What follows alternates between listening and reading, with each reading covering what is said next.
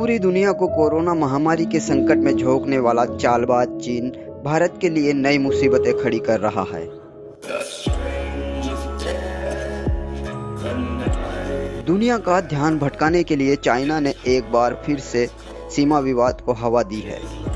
चीनी सेना ने लद्दाख के कई क्षेत्रों में अतिक्रमण कर अपने टेंट गाड़ दिए हैं। चीन की सेना ने गलवान घाटी पर अपना दावा करते हुए वहां कई टेंट लगा दिए हैं। इसके साथ ही उसने पेंगोंग घाटी में भी गश्त बढ़ा दी है।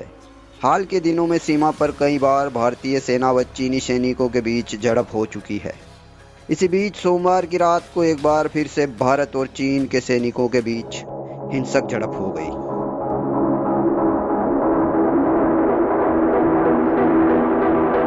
इस झड़प में भारत के कुछ जवान शहीद भी हुए हैं।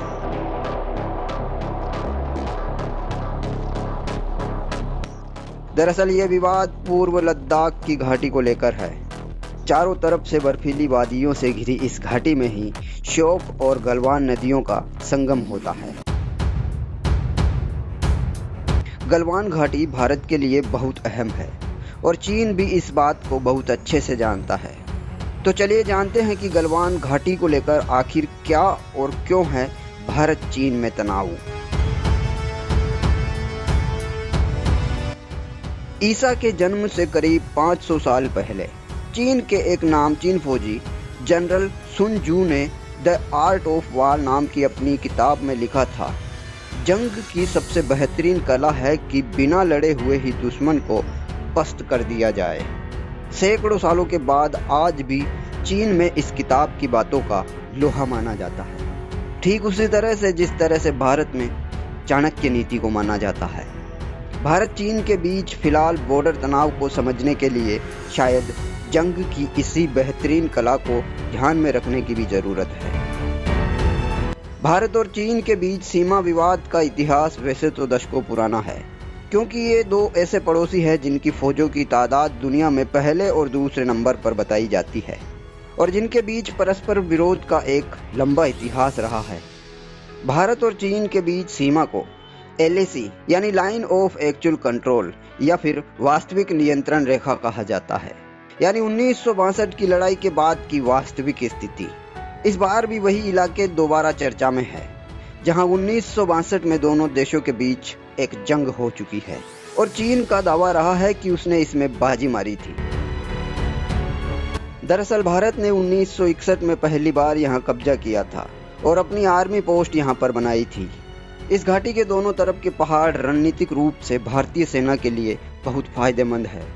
इसके साथ ही गलवान नदी जिस श्योक नदी में मिलती है, उसके ठीक बगल में भारतीय सेना की एक सड़क गुजरती है। 1961-62 के बाद से ही यह घाटी शांत रही है।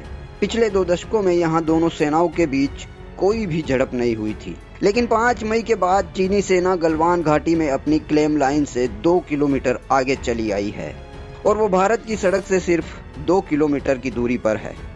इस वक्त भारत गलवान घाटी में सड़क का निर्माण कर रहा है, जिसके जरिए काराकोरम के पास तैनात जवानों तक सामान और अन्य चीजों की सप्लाई पहुंचाने के लिए यह सड़क काफी अहम भूमिका निभाएगी।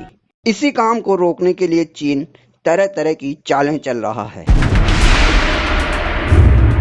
ऐसे में भारत अपनी सड़क इस इलाके में बनाना चाहता है और चीन उसे रोकना चाहता है। इसी के चलते भारत और चीन के बीच सीमा पर पिछले कई हफ्तों से तनाव की स्थिति बरकरार है।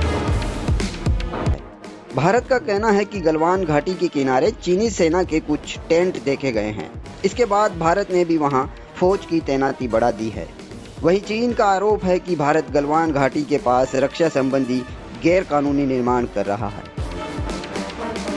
सवाल यह है कि गलवान घाटी दोनों देशों के लिए आखिर इतनी अहम क्यों है, और इसका जवाब है गलवान घाटी का वह विवादित क्षेत्र जो अक्साई चीन में है।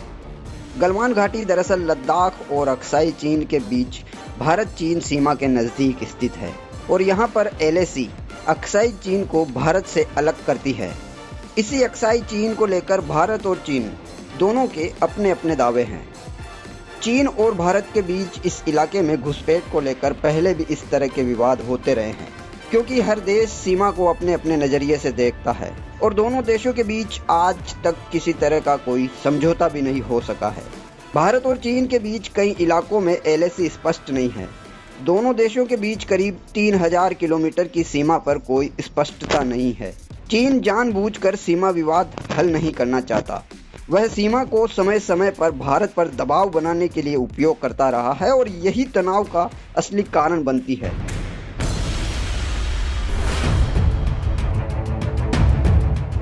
बहरहाल कोरोना वायरस की शक्ल में पूरी दुनिया को एक अनजान और अदृश्य खतरे में डाल देने को लेकर चीन पर कई देशों की भौहें तनी हुई है और हर कोई इसके लिए चीन को जिम्मेदार ठहरा रहा है। वहीं कोरोना की वजह से वैश्विक संकटों से जूझ रही दुनिया के कमोबेश हर एक देश में चीन के खिलाफ गुस्सा भड़का हुआ है। हर कोई चीन और उसके तमाम प्रोडक्ट्स का बहिष्कार कर चीन पर वॉलेट वार करने की बात कर रहा है, जो कि हालात को देखते हुए बेहद जरूरी भी है। इसी से उसकी उस पावर को खत्म किया जा सकेगा जिस इकोनॉमिक पावर के दम पर चीन आंखें दिखाने की हिमाकत कर रहा है। वैसे भी कूटनीति के मुताबिक किसी प्रतिद्वंदी की लाइन को मिटाने से कहीं बेहतर है कि उसी लाइन के बराबर में उससे बड़ी और मजबूत लाइन खींच देनी चाहिए, ताकि उसे मिटाने में खर्च की जाने वाली अपनी ताकत को जाया करने के बजाय उसे और बढ़ाया जा सके। वैसे कहते तो यह भी है कि समझदार को इशारा काफी होता है और भारतीय सेना ने इसी समझदारी का परिचय देते हुए समय समय पर अपनी बहादुरी का लोहा पूरी दुनिया में मनवाया भी है।